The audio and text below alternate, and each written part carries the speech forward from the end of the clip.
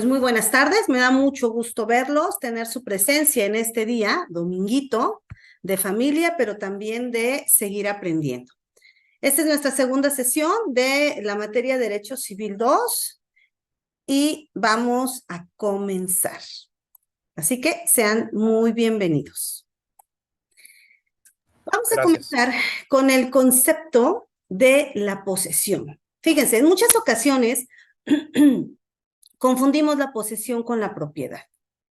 Lástima que no están de manera presencial. Yo siempre les pido, préstenme su teléfono y déjenmelo sobre la mesa. Y pasan todos y me lo dejan sobre la mesa. Y después les digo, ¿tienen cómo acreditar la propiedad? Y ellos se quedan pensando y me dicen, ¿propiedad? Pues es mío. Sí, pero ¿tienes algún documento para acreditar que eres propietario de esto? Híjole, profe, la verdad no, yo no tengo. Bueno, pues entonces, con la pena, no les voy a regresar su teléfono y ustedes decidirán qué tipo de juicio van a realizar en contra de su servidora. Pues nos vamos a ir a quejar con el rector y yo le diré al rector que es un ejercicio práctico en el cual voy a amalgamar la teoría con la práctica y que además va a ser significativo. Y todos se quedan pensando, ¿de verdad, profe? Sí, de verdad este día fue fructífero. Y meto en la bolsa 10, 15, 20 teléfonos. Al rato, no, ya pues, profe, ¿por qué no nos lo va a devolver? Porque no tienen cómo acreditar la propiedad. Ustedes únicamente son posesionarios. Tienen la posesión, pero no pueden acreditar la propiedad. Y justo vamos a comenzar con esto. ¿Qué es la propiedad? Según el Código Civil, según la doctrina. Lo pueden ver en su pantalla. El Código Civil nos refiere que la posesión es la tenencia de un bien determinado con ánimo de ser señor o dueño. Sea que el dueño o el que se da por tal tenga la cosa por sí mismo o por otra persona que la tenga en su lugar.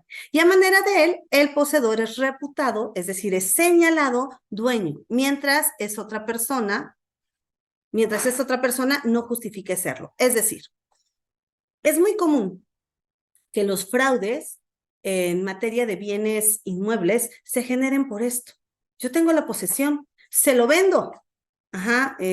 Realizamos un contrato de compra-venta y me dices que tienes cómo acreditarlo, pero nunca me lo acreditas. Y si yo soy muy confiado, vengo y compro y resulta que tenía únicamente la posesión y no la propiedad. Y de ahí se generan los fraudes. Entonces, ¿quién es de Chiapas? De aquí de los que están ok, gracias. Ay, también Domingo, ¿qué hizo? Bueno, ¿qué pasó en el Yo también soy de Chiapas, maestra. También Marlene. Muy bien, Sí, así Marlene. es. Jaime, ¿es usted de Chiapas? No, maestra, creo que tabasqueño Híjole, por bueno, aquí. entonces con la pena, los que no son de Chiapas van a invitar la cena, así que se va preparando, por favor. En Claro que el sí. 94 ocurrió una situación aquí en el estado, sobre todo en la zona altos. Se da el movimiento zapatista y empiezan a posesionarse grupo de personas sobre terrenos, sobre ranchos, y mantenían la posesión. Después de determinado tiempo, vendían esa posesión y todavía te decían, yo te vendo la posesión, o sea, yo no soy propietario, yo no tengo ningún documento que lo acredite, pero te puedes quedar con la posesión. Ya después, con el paso del tiempo, bien leídos, con el paso del tiempo usted puede tener la propiedad. Y yo, ok, ¿qué nos dice la doctrina sobre la posesión? Es la relación de hecho entre una persona y un bien. Ojo, tanto en el Código Civil como en la doctrina no nos hace referencia de un bien mueble o un bien inmueble, simplemente nos habla de un bien de manera general, en virtud de la cual la persona puede cumplir sobre el bien actos materiales de uso, transformación con la voluntad de someterla al derecho real, al cual dichos actos corresponden normalmente. Si yo me meto a un terreno o me meto a una casa y empiezo, lo primero que tengo que cambiar obviamente es la chapa, las cerraduras, poner protecciones, poner una puerta de seguridad, lo que se nos pueda ocurrir. Y de esa forma vamos nosotros perfeccionando la posesión. También aunado a nuestros recibos de servicios, agua, luz, y podrán decirme, maestra, pero para eso nos piden una copia del predial, bueno, anteriormente una copia de escritura, pero con la copia de predial, con eso basta. Sí, pero recuerden que estamos en México y a veces todo se puede, entonces obviamente tú vas perfeccionando tu posesión de manera ininterrumpida. Y de eso vamos a hablar un poquito más adelante. Entonces, posesión y propiedad desde la perspectiva del Código Civil y de la doctrina. Esta posesión obviamente la vamos a tener de manera legítima e ilegítima. Legítima, yo lo compré, es mío, yo lo traigo. Mi coche es mío, yo lo traigo. En cuanto a un título y modos suficientes, la ilegítima puede ser de buena fe o puede ser de mala fe. ¿Cómo de buena fe, maestra? O sea, ¿cómo voy a obtener una posesión de buena fe? Supongamos que yo voy y le digo a Domingo, rénteme su casa, y me meto a su casa y después ya no me quiero salir. Entré de buena fe. En el camino me fui maleando y me quedé ahí. Ahora, la buena fe la podemos también clasificar en sin capacidad y sin legitimación.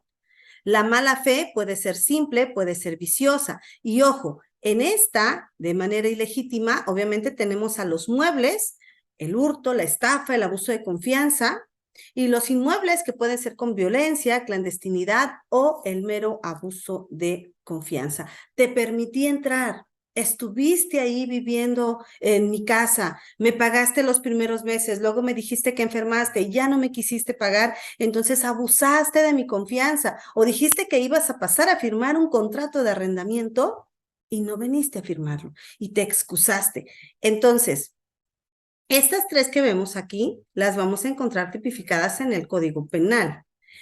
Esta de violencia, pues obviamente vamos a perfeccionarla también con nuestro Código Penal, el abuso de confianza en el Código Penal, la clandestinidad, es como el ejemplo que les decía. Entro, espero el mejor momento y me apropio y me quedo. Por eso puse como ejemplo, justamente en materia de posesión, el evento que ocurrió en el 94. Y bueno, no estamos exentos. Relativamente en toda la República existen este tipo de figuras que posterior a ello, el Estado, en su afán de mantenernos a todos en un orden, pues busca el tema de una negociación, a veces él interviniendo con el propietario para decirle, bueno, pues véndeles, ¿no? Lotéales, etcétera. Tuve un asunto en el que a una persona le vendieron la posesión y le digo, oye, pero pues es que la posesión no se puede vender. No, pues sí se puede. Me están vendiendo un terreno de 10 por 20 y en aquellos sagrados tiempos 94, 95, como 99 más o menos, dice, me lo están vendiendo y pues lo voy a tomar. ¿Y cuánto te cobran por la posesión? No, pues me piden 5,000 pesos y yo, ¿a dónde es? ¿No? ¿A dónde hay que ir? Viene, se queda.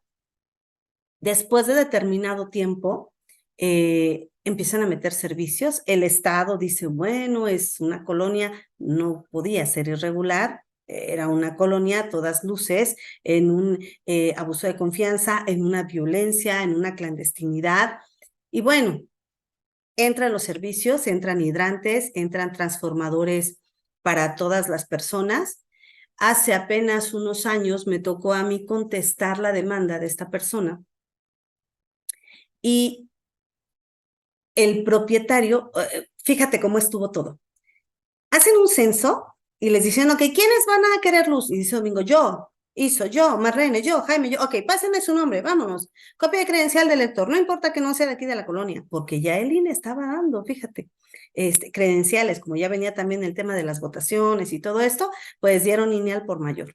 El punto es que ya el propietario, bueno, inician ellos, me voy a adelantar un poquito a temas que vamos a ver más adelante, pero que tienen que ver con la posesión. Inicia este grupo de personas un juicio, una prescripción negativa y lo pierde. Viene el propietario, hace valer su mejor derecho y presenta su escritura ahí. No prosperó. Se amparan, les niegan el amparo, y siempre, bueno, buscando el tema de poder negociar con el propietario, pues para no despojarlo de su bien. Recuerdo que en aquel entonces, te digo, hace como, ¿qué será? 5 años, yo creo, les llega una demanda a todos. Abajo de tu puerta, paz. Checabas y una demanda. Y un citatorio a la par. En materia civil, El propietario, fíjate, no el posesionario, los que estaban en posesión fueron demandados. El propietario inicia un vindicati, es un juicio reivindicatorio en el que buscas que tu propiedad regrese a tus manos.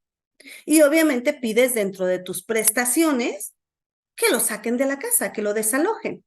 Y en materia penal inicia un juicio de despojo, buscando en ambos juicios el ser desalojados. Pero el propietario, pues yo creo que ya también cansado de todo esto, dice, ¿quieren negociar? Adelante, páguenme. Yo no pretendo venir y destruir sus casas, te estoy hablando desde el 95 a hace 5 años, pues muchos ya tenían casas de material y demás. Y pues muy honesto el señor, muy humano, les dice, ¿quién quiere negociar? Y dice Domingo, yo quiero pagar. Órale, véngase, vamos a presentar un convenio, lo ratificamos ante presencia judicial, pero ¿sabe qué? Va a pagar gastos y costos del abogado, sin problema. Y de repente dice Jaime, no, pues yo no quiero pagar y no voy a pagar.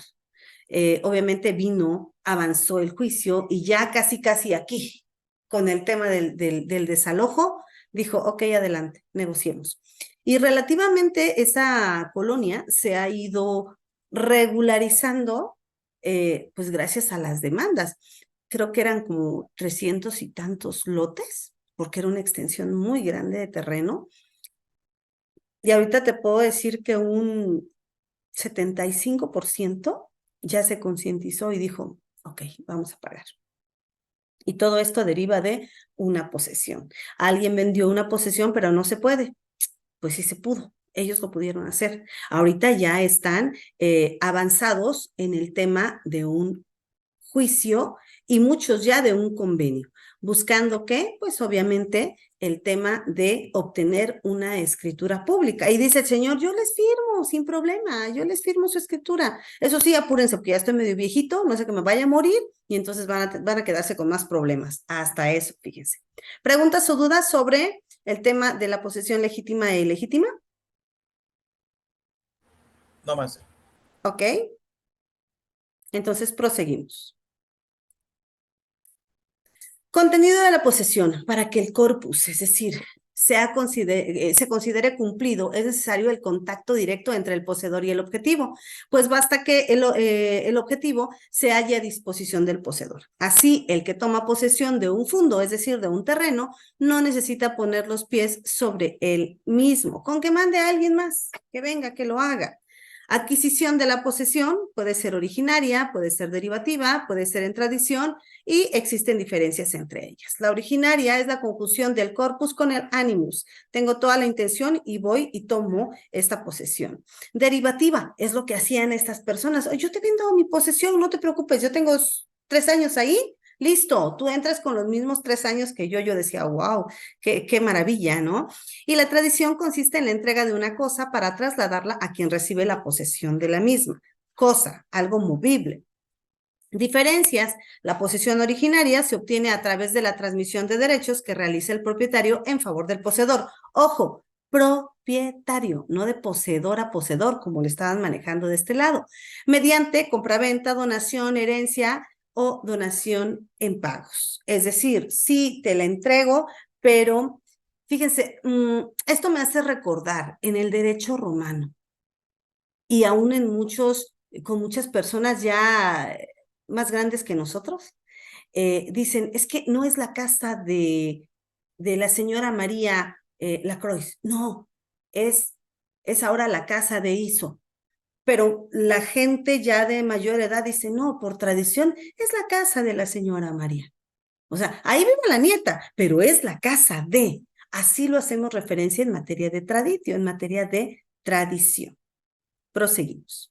Si alguien tiene alguna duda, ya saben, pueden levantar la mano.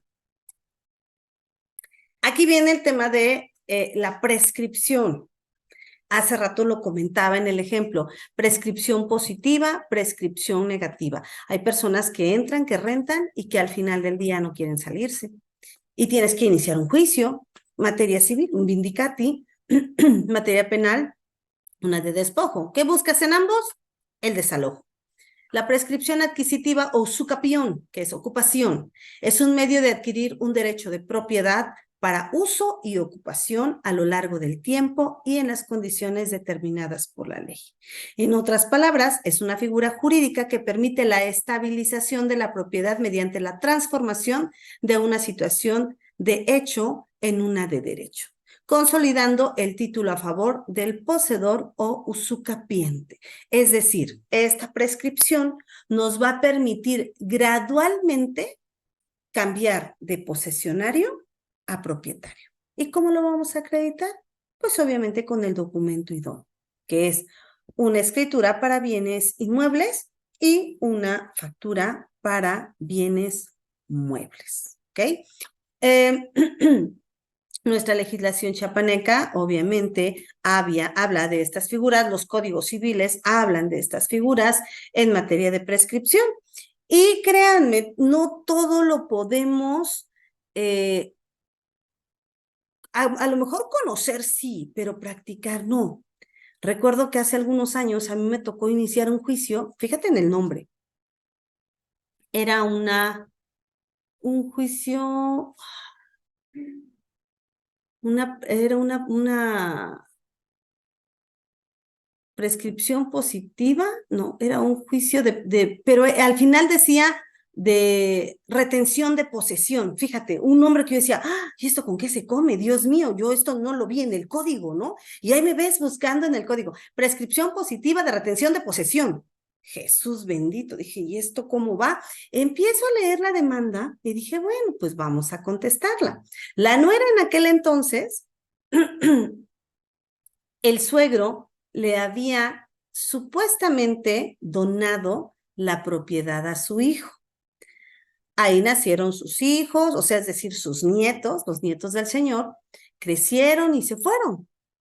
Y tenía poco tiempo que la pareja se había separado, es decir, el hijo del dueño se había ido.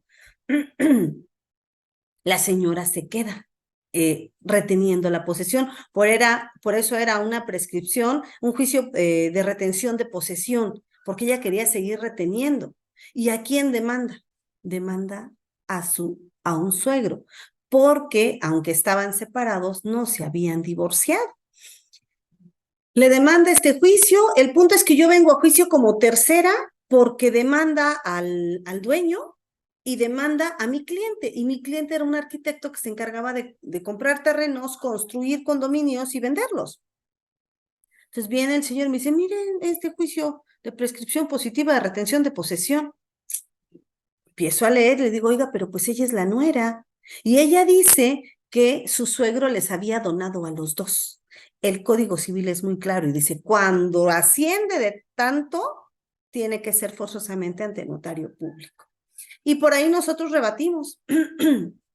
Recuerdo que presentó 2 testigos y dice, no, es que nosotros escuchamos cuando le dijo, fulanita y fulanito, yo les voy a donar. Y fue de manera verbal, fue un contrato verbis. Y le dije, no, en cuanto a formalidad, el código es muy claro y dice que para este tipo de donaciones se tienen que hacer por escrito, ante fe de un notario público.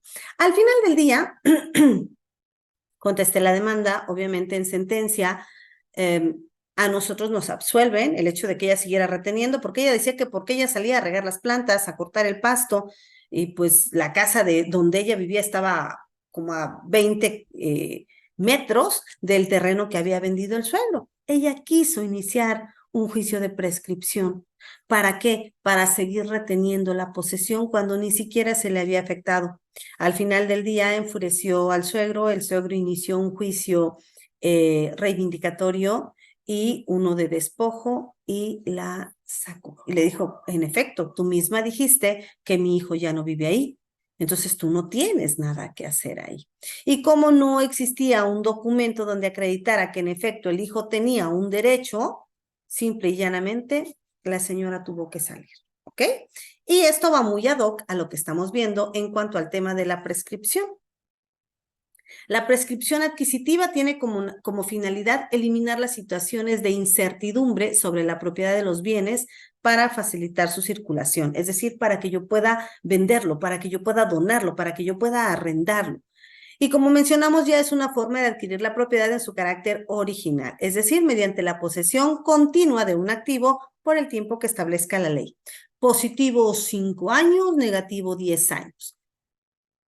Es continua, permanente. Ajá. Por eso cuando la colonia que yo les comento inició un juicio de prescripción negativa, dijo, por 10 años hemos tenido de manera ininterrumpida esta posesión. Y pues no era cierto, cuando ellos iniciaron el juicio ya llevaban casi los 13, 14 años, adecuaron los hechos a manera de poder encuadrar y encajar en lo que decía el código. ¿Y cuál es el principal requisito a analizar en el reconocimiento de la prescripción adquisitiva? Lo que decía, el lapsus de tiempo, que es, de hecho, una de las características de la posesión y, por ende, uno de los requisitos formales que nos pide el Código Civil. Por favor, prométanme que después de esta clase no van a buscar predios abandonados, no van a buscar casas abandonadas, por favor, prométanme. ¿Ok? La prescripción adquisitiva se basa o apoya en el hecho de que el titular o dueño de un bien o derecho no realiza ninguna actividad con el mismo. Ahí está, ¿no? Tuve la oportunidad de conocer a un abogado que litigaba y él justamente hacía esto, fíjense, buscaba predios en los que no hay nadie, llegaba, posteaba, limpiaba y nadie aparecía, investigaba en el registro público y nada, y de pronto, pues yo no sé cómo le hacía, pero pues ya tenía el juicio casi ganado y se iba quedando con estos bienes. Cuando esto ocurre, un tercero puede adquirir la posesión y posteriormente la titularidad del bien luego de transcurrido el tiempo determinado. Por eso les digo, prométanme que esta espada que les estoy dando no la vayan a utilizar mal. ¿Qué requisitos se deben cumplir para adquirir un bien por prescripción adquisitiva? Bueno, cuando se es poseedor de un bien y se requiere adquirir el mismo a través de la prescripción adquisitiva, se deben de cumplir estos requisitos. Que el bien o la cosa sea susceptible de adquirir por medio de la prescripción, es decir, por medio del tiempo, 5 o 10. Que la persona que quiera adquirirla sea poseedora del bien o cosa. No, es que la tiene Domingo, pero yo voy a iniciar el juicio. No, bueno, podríamos maquillar el tema, ¿no? De que yo la tengo, aunque Domingo esté al frente. Que la persona que quiera adquirirla sea poseedora del bien o de la cosa, que cumpla con el lapso de tiempo establecido en posesión del bien y que el dueño del bien o cosa no ejerza ningún tipo de acción sobre el bien, que lo abandone o esté totalmente inactivo con relación al mismo. Por lo regular encontramos muchos bienes mostrencos, bienes vacantes, que son susceptibles de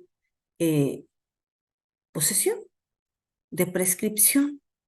Vean lo que está ocurriendo aquí en Tapachula. ¿Cuántas propiedades no ahorita están en manos de otras personas que ni siquiera son mexicanas y que por el estado de necesidad llegan, se meten? Y yo no dudo que el Estado dentro de poco les diga, bueno, esta tú sí lo necesitas, ¿no? Quédatelo. Es necesario que para que ocurra la prescripción adquisitiva, la persona interesada en el bien debe alegarla. Es decir, tiene que compulsar su acción. Tiene que presentar esta intención de querer quedarse con el bien. Si la persona no aparece, está muerta, no hay nadie, o sea, nadie viene y reclama, entonces podríamos avanzar. Pero si la persona se presenta a juicio, como en el caso que te comenté, dice, ninguna prescripción, ninguna persona desconocida, aquí está mi escritura, prácticamente con ello también estás deteniendo en un momento dado el tema de la posesión. Estás diciendo, estás haciéndole ver al órgano jurisdiccional que ejerces el mejor derecho. Y ningún juez declara una prescripción adquisitiva de oficio. ¿Qué significa de oficio? Yo lo voy a resolver y digo que listo, que no pasa nada. No, cuando ustedes estén avanzados un poquito más, hablarán de una teoría general del proceso, desde el inicio de una demanda hasta sentencia, y vamos a enterarnos que dentro del lapso de esta línea del tiempo nos vamos a encontrar con apelaciones, nos vamos a encontrar con inconformidades, y todo esto en un momento dado también nos puede, de manera directa, en sentencia, perjudicar o favorecer. Por eso es que hablamos que ningún juez de oficio lo hace. No, si ahorita está en materia de alimentos, tienes que acreditar, te dan una provisional, pero ya al final puede en un momento aumentar o no aumentar. ¿Y por qué te hago este comentario? Porque oficiosamente Me podrás decir, sí, maestra, pero es que en alimentos tiene que hacerlo. Sí, en efecto, pero siempre da una cuantía baja. Tienes que acreditar tu enjuicio en el desahogo de tus pruebas que en efecto tienes esta necesidad de una pensión más alta. Lo mismo pasa con la prescripción. Dentro de una confesional, me tocó ver en juzgados, fíjense, y yo decía, ¿quién hizo esto? Porque en el juzgado primero de lo civil se desahogó la audiencia y los que iniciaron la prescripción fueron como 100 personas y era una desfiladera. Pusieron 10 para un día, 10 para otro día y los veías ahí con sus testigos y los testigos casi eran familiares, eran mismos vecinos que decían, sí, sí, a mí me consta porque los dos usucapimos al mismo tiempo, o sea, es decir, estuvimos en usucapión y a mí me consta. Y aquí está mi recibo de agua, aquí está mi recibo de luz. Entonces, en materia de prescripción, forzosamente tenemos que ventilarla ante el juzgador. ¿Y cómo se interrumpe esta prescripción? Sabemos que se gana por el tiempo, por la posesión, por el tiempo en el que tú estás posesionado sobre ese bien. Sin embargo, hay causas de interrupción de la prescripción. Si el poseedor es privado de la posesión de la cosa o del goce del derecho por más de un año, me voy a trabajar a Estados Unidos, dice Domingo, Marlene, te dejo la posesión, cuídamela, buscas a Domingo y Domingo nunca aparece. Entonces, en ese momento, si pasa un año de que él no está en posesión, puede en su momento ser privado de ese derecho que la ley le venía otorgando por el tiempo. O que se reconozca el derecho de la persona contra la que prescribe. Es decir, tú me estás pidiendo a mí una prescripción, pero sin embargo, yo tengo este mejor derecho y por tanto se interrumpe. Podemos interrumpir. Si yo veo que una persona ya tiene 3 años y no se quiere salir inmediatamente la demando. Y de esa manera estoy avisando que antes de que me diga que de buena fe y espero los 5, prefiero iniciarlo mucho antes. Interrumpo. En muchas ocasiones, esto no debería de ser, pero hay personas que recuperan su propiedad y entran. A mí me tocó conocer un asunto aquí cerca en el que el propietario vivía en Tabasco y se la presta a un amigo y luego el amigo no se quería salir. Y le digo al dueño, pues es que usted es el dueño. No sé, aquí está mi escritura, licenciada, aquí está mi escritura. Dije, bueno, podemos iniciar un juicio, una prescripción, podemos iniciar un reivindicatorio en materia civil o podemos iniciar un despojo en materia penal. No podemos aventarnos un viva México. ¿En qué consiste eso? ¿Usted tiene la escritura? Sí, aquí está. ¿Usted tiene las llaves? Sí, aquí está, pero pues ya cambió cerraduras. Hable con el guardia. Y si no quiere, pues ni modos. Entramos. Y le dijo, mira, tú por favor, déjame entrar. Tú sabes que es mi casa y tú sabes que él nada más es mi amigo y él nada más iba a dormir aquí, pero ahorita se quiere quedar con mi propiedad. Llega el cerrajero y le digo, vente Alex, ábreme esta puerta. Y el guardia, no, pero es que usted está obstaculizando el derecho del propietario. Pero es que allá adentro, llevé al notario público, obviamente, para que diera fe de todo esto. Y de repente se pone el guardia, no, como de telenovela, no, no abran la puerta. Y mi cliente era una cosa como de 2 metros, ¡pum!, lo agarra. Y le dije, ¿es tu casa? Sí, dale una patada a la puerta, tira tu puerta. Si no quiere que el cerrajero trabaje, tira tu puerta. Y ahorita te traigo a un balconero que te haga una puerta, te traigo un carpintero que te haga una puerta. Entonces, cuando ya me vio en ese modo, dice, pues bueno, está bien, pero por favor, don, apóyeme, mire, no te preocupes, no se va a perder nada. Aquí está el notario público y el notario público va a dar fe de todo lo que hay dentro. Y ¿sabes qué? No había nada del otro señor. Los sillones, como el señor los había dejado, con una sábana, lo único que ocupaba era una recámara. Y todo lo demás estaba empolvadísimo. Se deja venir el otro señor, nos demanda por allanamiento de morada, nos demanda, no me acuerdo por qué tantas cosas, pero al final ni lo pudo probar. Le dije, no, pues es su casa. ¿Cómo que es su casa? Sí, aquí está la escritura, mire. ¿Y usted qué hacía ahí? No, pues es que él me dijo que me la iba a vender. Bueno, pero que se la iba a vender. ¿Usted firmó algún contrato? No. Y le dije a la MP, bueno, y aunque diga que se la vendió, esta no es la vía que me demanda en materia civil. Y ahí vamos y ahí acreditamos. ¿Ok? Viva México, pues pocos son los que luego se la quieren aventar por el tema de todo el conflicto que puede venir, ¿no? Pero pues dicho sea de paso, fue más rápido. Un juicio me pudo haber durado un año y cuando ponemos obstáculos en el camino, hasta 2 o más, ¿ok? Proseguimos. Acción plenaria, otra figura de posesión. Aquí vemos la discrepancia, como ustedes pueden verlo en pantalla. Es mío, no, dice el otro, es mío. La acción plenaria tiene por objeto determinar a quién le asiste un mejor derecho a poseer un inmueble. En dicha acción no existirá pronunciamiento sobre la propiedad, sino únicamente el mejor derecho a poseer, que puede asistir a las partes. Es que yo soy hijo, yo también. Es que se murió, sí, o sea, en efecto, tú puedes en un momento dado tener la posesión porque ya la venías manejando. ¿Qué tenemos que hacer?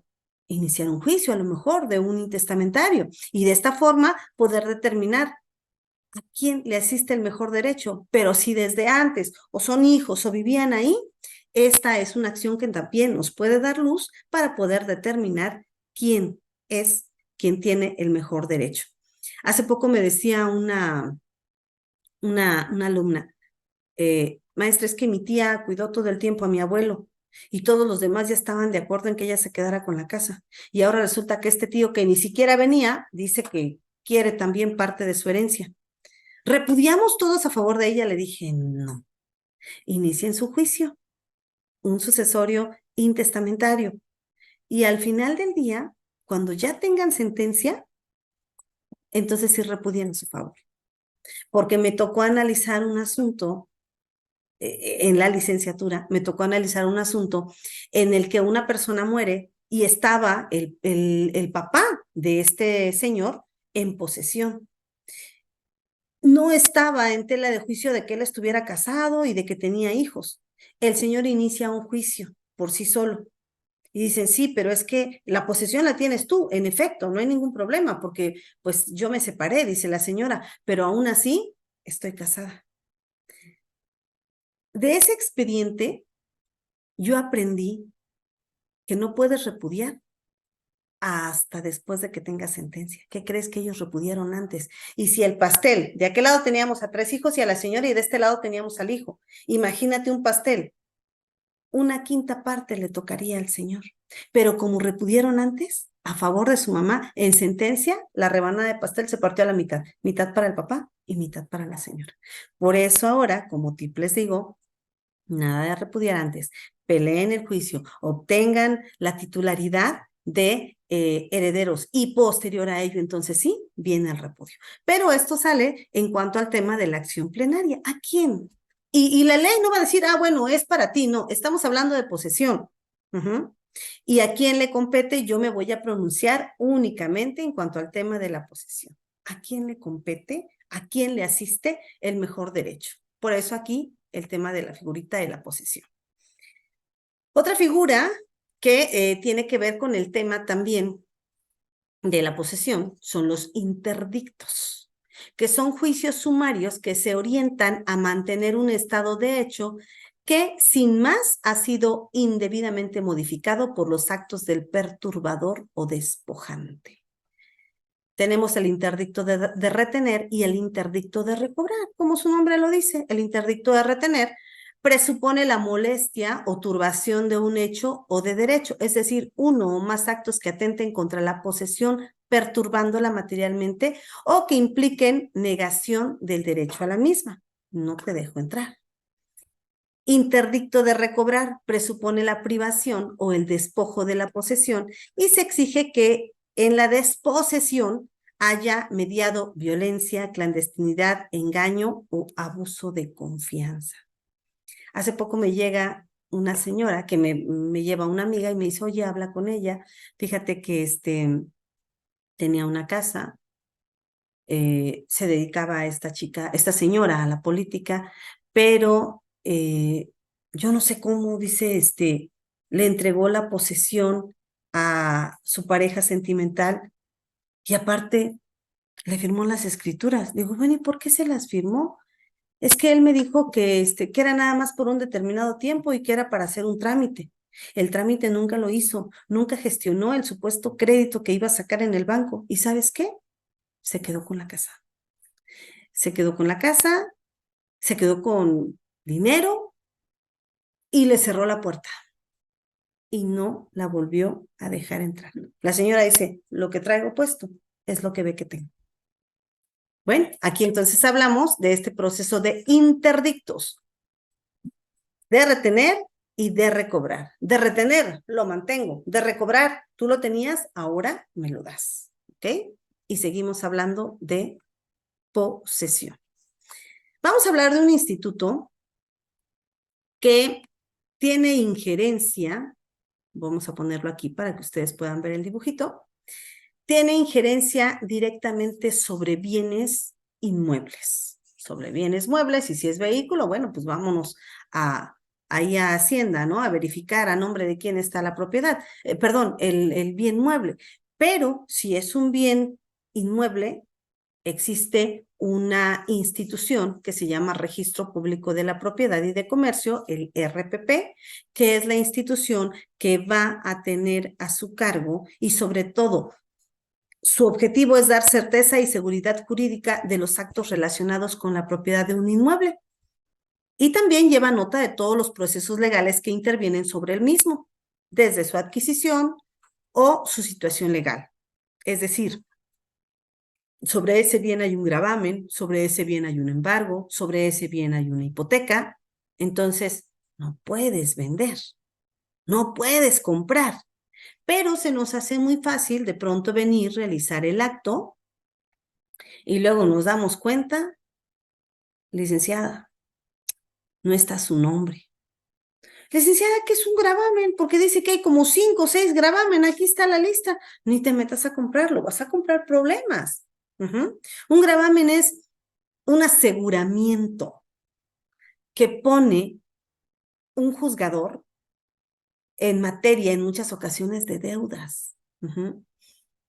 Por ejemplo, yo ahorita estoy llevando un juicio desde el 2019, es un juicio de alimentos. Embargué 1 hectárea de terreno, son 2 hectáreas de terreno que están en copropiedad. Y como estaban felices y contentos, no determinaron si de norte a sur es tuyo y de sur a este es mío. Nada. O sea, está la copropiedad de manera general. Yo no tengo cómo delimitarla. Y el señor no paga. Ya hasta ahorita son 300 y tantos mil pesos que tiene, porque como le fijaron a salario mínimo, el 30% del salario mínimo, en el 2019, no recuerdo en cuánto estaba, ahorita está como en 200 y cachito. Entonces, fui actualizando el monto de los salarios y es una cantidad de 320 y tantos mil pesos. Le pedí al juez de lo civil que por favor trabara formal embargo sobre esa propiedad, porque tengo el temor fundado de que el otro copropietario lo venda. ¿Lo puede vender? Pregunta seria, ¿lo puede vender? ¿Qué dicen? Domingo, Marlene, Jaime. Creo que lo podría vender, pero sería la persona que lo compra, estaría comprando ese problema. En efecto. Y a mí me convendría que lo vendiera, porque entonces le inicio también demanda al otro, lo traigo a juicio y ahí en algún lado tiene que destrabar, ¿no? Y ahorita lo tengo embargado. El problema es que es en una comunidad aquí arriba. ¿Quién entra? Ya tuvimos acercamiento. Recuerden que, bueno, esto lo van a aprender en su teoría general del proceso. En cuanto a cuantía de jueces, los jueces de cuantía menor, los comisariados ejidales, pueden tener esta injerencia también de que por su conducto se le pueda notificar. Entonces, yo ya hablé con ellos, me acerqué y les dije, por favor, apóyenme, voy a notificar, subimos al cerro, les vamos a notificar, por favor, y usted hace el llamamiento, y me dijeron, sin problema. nosotros aquí le vamos a comunicar que el registro público de la propiedad ya le embargó. Así que o se pone vivo o nosotros no nos gustan las injusticias, licenciada. Que venga la señora y que tome posesión. Y dice la señora, yo no quiero ir a vivir en el cerro. Pues alguien tiene que vivir en el cerro, le dije, alguien tiene que ir y poner su pie, posesión. Alguien tiene que ir a poner su pie en esa tierra. Y te compete a ti, mi vida. Yo no voy a ir, le dije. Yo como para qué. ¿Qué actos pueden ser inscribibles en el RPP? En el registro público de la propiedad se inscriben los actos relativos al derecho de propiedad, bienes, inmuebles. Los actos que se refieren a estos derechos reales son actos relativos a personas morales y otros actos a negocios o diferentes a estos. Resoluciones, diligencias, el tema de este asunto que les comento, cuando yo fui a requerir, yo subí a ese cerro y yo dije, tengo que aprovechar a embargar, porque si no, después va a ser un lío que yo vuelva a subir. Le requerimos la cantidad que le impuso el juez y dijo, no tengo. Su señoría, notario, actuario judicial, por favor, pregúntele si va a garantizar el pago. No, pues no tengo. ¿Va a señalar algo para garantizar el pago que quede en figura de embargo? No, yo sí. Yo sí voy a señalar y señalo el mismo terreno que estamos pisando. Gracias a ello es que ahorita pude evitar volver a subir e ir a embargar. Ojo, cuando les toque esa situación, de volada embarguen. No se esperen, más si saben que es un lugar un tanto peligroso. A través de estos procedimientos previstos en las leyes de registro público y sus reglamentos en las entidades federativas, nosotros podemos realizar este tipo de registros. El registro público está facultado para inscribir documentos, hacer anotaciones y extender constancias y certificaciones a través de documentos físicos o electrónicos, atendiendo a la naturaleza de estos actos o contratos. Por ejemplo, si este señor quisiera vender el terreno, ¿sabes qué? Ya le aparece un gravamen, ya le aparece un embargo. Y como decían hace un rato, sí puede vender, pero al final del día va a tener conflictos. Y ahora, ¿cuál vendió? Si una hectárea es de mi representada y la otra hectárea de él la tengo embargada. Tendríamos que determinar en cuánto está el metro, cuál es la plusvalía, que me pague lo que me debe, que me garantice 6 meses, etcétera, a manera entonces de sí poder vender lo poco que le quede. Algunos actos o negocios, resoluciones judiciales que pueden surtir efecto directamente dentro del registro público de la propiedad. Las resoluciones judiciales sobre capitulaciones matrimoniales. No sé si han oído hablar de la capitulación matrimonial, deriva justamente de un contrato civil que es el matrimonio. El único pero que yo le veo al contrato de matrimonio es que está viciado, porque la mayoría de contratos tienen una vigencia. En el matrimonio no decimos me caso por 5 años y luego si nos entendemos renovamos. No, o sea, seguimos. Pero estas capitulaciones matrimoniales ustedes las pueden hacer valer. Imagínate a mi nieto que le herede una casa. Pues yo le voy a decir el día que te cases, hijito, por favor, la casa en capitulación matrimonial no entra. Además de que es donación y podemos ir protegiendo los bienes. El tema de los convenios sobre la sociedad conyugal, la constitución, modificación y extinción del patrimonio de familia. Esta figura del patrimonio de familia es determinar ciertos bienes que finalmente van a ser protegidos y no van a poder ser embargados. Pero también te encuentras con la otra disyuntiva o con la otra cara de la moneda, que cuando tienes que vender, tienes que justificarle a medio mundo por qué vas a vender. A un amigo se le ocurrió comprar un terreno hace como 3 años y lo puso a nombre del hijo. El hijo es menor de edad. Y ahora resulta que con el tema del COVID, la abuela paterna le pagaba la escuela al niño. Y ahora que se murió, pues ya no hay quien le pague la escuela y a ellos ya no les alcanza. Y yo ahí busqué en el código, dije, bueno, pues vamos a intentarlo. Es medio complicado vender propiedades, sobre todo cuando compraste para el hijo. Y así está estipulado. Debe de tener una capacidad de ejercicio, es decir, una mayoría de edad para que él pueda disponer de sus bienes. Yo justifiqué porque vi ahí, en este permiso que le solicitamos al juez para vender la propiedad, justifiqué mediante el estudio. ¿Y qué crees? Que me dijeron que no. Y no prosperó mi juicio. no pude vender el terreno en la ciudad de Tuxtla Gutiérrez. Y ahí está. Y el muchachito tiene, creo que 11 años. Al papá le urge que crezca, dice ya, para que pueda vender. Porque, pues a él se le ocurrió ponerla, según esto, para garantizar que el día de mañana la mamá no se fuera a enamorar, construya una casa, al rato lo saca él y mete al otro. Le dije, pues no, ahora ni tú ni el otro. El terreno no se puede vender, ¿no? Ok. La extinción del patrimonio de familia, hipoteca, los testamentos relativos a la propiedad de bienes inmuebles, la constitución de sociedades, asociaciones civiles. Recordemos que cuando una persona moral nace a la luz jurídica, tiene que ir con el partero o la partera llamada notario público y después tienen que ir, en lugar del registro civil, al registro público de la propiedad para decirle, aquí estamos vivos jurídicamente. ¿Ok? Otro conflicto en materia de posesión, que es la herencia. ¿A quién le corresponde? En materia de herencia, recordemos que pues una persona física se hace de patrimonio y que obviamente cuando esta persona fallece, el decuyus, tienen derecho a heredar por sucesión legítima o sucesión testamentaria. Legítima, buscamos nuestra línea, cuarto grado colateral. Testamentaria, yo ya dije que es el vecino y con la pena, el vecino se la queda. ¿Podemos en su momento impugnar un testamento? Sí, pero desde el derecho romano se ha respetado mucho la última voluntad del decuyus. ¿Quiénes pueden heredar? O a quienes se les llama herederos, obviamente a todas estas personas que en un momento dado pueden estar en este árbol genealógico hasta la cuarta generación. Parentesco, consanguíneo o en su momento filial. Herederos reciben la herencia en las proporciones o porcentajes que ya dijeron, pero yo les decía, por favor, dejemos estipulado qué le queda a quién, si no al rato estos herederos se están matando.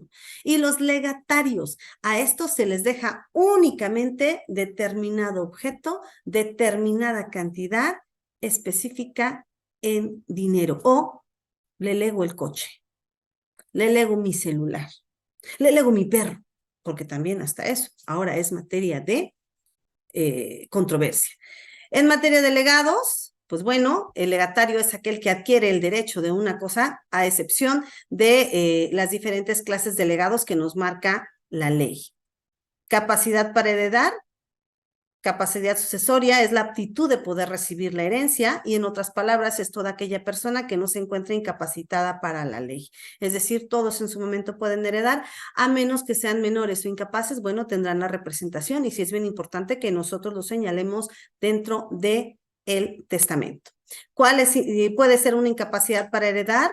Bueno, cuando una persona muere, transmite su patrimonio, sin embargo, hay personas que pueden en su momento perderlos. El código es muy claro, sobre todo el Código Penal, y pierden el derecho a heredar por esto, por esto, por esto. Y aquí nos dice que haya sentenciado, se le castiga en contra del autor de la herencia con la pérdida del derecho a heredar cuando haya sido sentenciado condenatoriamente por haber privado de la vida a la persona de cuya sucesión se trate. El que haya sido condenado por un delito que merezca pena de prisión cometida contra el autor de la herencia y el que haya sido condenado por delito cometido en contra del autor de la herencia. Es decir, atento contra la persona que en su momento me puede heredar, señores, pierdo mi derecho a heredar, a suceder. Dentro de la sucesión, hablábamos hace un momento de la testamentaria y de la legítima. Legítima, buscamos nuestro entroncamiento y testamentaria designamos a quien queremos. Obviamente, para que se dé la sucesión testamentaria, necesitamos el testamento, los caracteres del testamento, personalísimo, unilateral, revocable, porque lo puedo cambiar, ya me peleé contigo y pues simplemente te saco de mi testamento, tiene que ser solemne, complejo y puede en su momento referirse a la mortis causa, es decir, después de muerto tú podrás tomar posesión de mis bienes. También hay causales de desheredación del cónyuge y regresamos a lo que decíamos en esta diapositiva, aquí, ¿no? El tema de esta cuestión de herencia, cuando en su momento también este cónyuge puede perderla. Me tocó llevar un divorcio en el que mi cliente era estéril. La señora se embarazó y decía que el hijo era de él. Yo acredité en juicio que no. Presento el acta de nacimiento del menor y tenía el nombre de otro papá. Y ahí, en el divorcio, ¿sabes qué? No le tocó. En el divorcio, en aquel entonces no le tocó absolutamente nada. Aquí tenemos la línea directa de ascendientes, descendientes y colaterales hasta el cuarto grado. Derecho de sucesión en el Código Civil. Y el testamento, decíamos, es este documento solemne que vamos a realizar directamente ¿ante quién? ¿Quién me contesta? Rapidito antes de que se nos acabe el tiempo. Un notario. Exactamente, ante nuestro notario público. Tenemos estas clases de testamentos, escritura pública, cerrado, hológrafo, militar y marítimo. Cada uno de ellos tiene sus formalidades esenciales en el apartado de testamentos en nuestro Código Civil. ¿Cuáles son los motivos para invalidar un testamento? Incapacidad mental del testador, lo traje y ya ni siquiera se ve ni cómo se llamaba y lo hice firmar. Coacción o influencia indebida, fraude o engaño, defectos formales y requisitos legales, o que el testamento haya sido revocado o reemplazado. En muchas ocasiones hemos visto que llevamos ya a los abuelitos que ni siquiera saben cómo se llaman, pero al final del día están realizando actos jurídicos. Las fases de un juicio sucesorio, esas nada más quise dejarlos picaditos porque ustedes lo van a ver más adelante. En los caracteres del juicio sucesorio, tanto testamentario como intestamentario. Como el tiempo en tele es caro y nos quedan 8 segundos, vamos a dar por concluida la sesión. ¿Alguna pregunta o duda, comentario final antes de terminar? Yo sí tengo una duda y un comentario.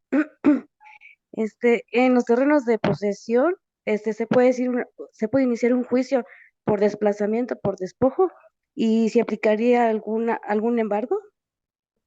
No, si tienes la posesión no te pueden embargar porque no eres propietario. Para que puedas surtir un embargo, debes de estar inscrito en el registro público de la propiedad.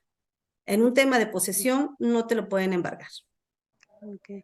Pero sí se puede iniciar algún juicio de materia penal por despojo en materia de posesión del terreno.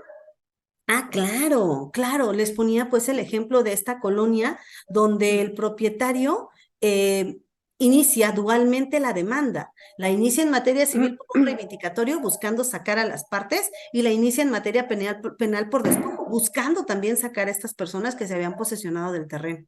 La posesión no es un derecho como tal real, tenemos que perfeccionarlo con la propiedad. Pero para ello tenemos que encajar en los supuestos que marca el código. Prescripción positiva, prescripción negativa. 5 años de buena fe, 10 años de mala fe. Okay. Y prescribe, por ejemplo, si pasó 2 años del despojo, prescribe para iniciar un juicio. O sea que ya no se pueda hacer nada, o sea, ya no se pueda demandar o denunciar. ¿Quién va a denunciar? ¿El propietario? El propietario, ajá, Sí, el exactamente. propietario puede denunciar. En el asunto que yo les comenté, el propietario se quedó dormido por un lapso de tiempo y de repente ¡poc!, se despertó, porque realmente el juicio de prescripción positiva ni siquiera lo iniciaron en tiempo las personas que estaban dentro en posesión. Entonces eso le ayudó a él, le perfeccionaron, vaya, el tiempo, porque ellos dijeron que tenían 10 años, pero realmente tenían más años. Si gustas, Marlene, tienes mi número, cualquier duda, cualquier asesoría, quedo a tus órdenes. Muchas gracias, profesora. Bueno, pues entonces damos por concluida la materia. Me dio mucho gusto saludarlos y sobre todo tener la compañía de ustedes cada domingo. Muchas gracias. Muchísimas gracias, maestra. Yo sí le voy Placer. a Gracias, pedir una profesora. llamada. Sí, Gracias, buenas tardes. cuídense, Gracias. que estén muy bien. Hasta luego. Gracias, igualmente.